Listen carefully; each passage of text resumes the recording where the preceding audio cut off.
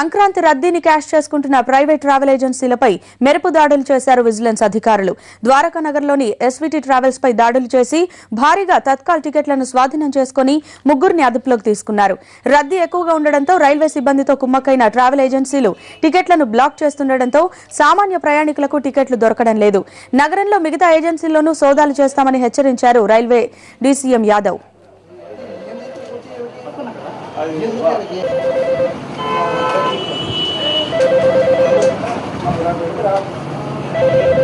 Tickets requisition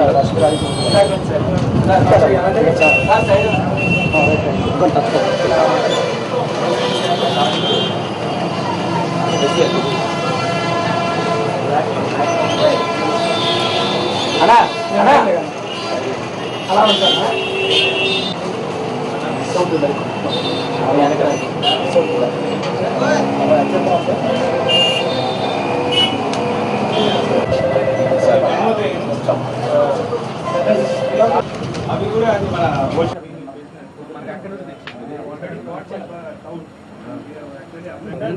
person పేరు శంకర్ శంకర్ అనుకుంటా.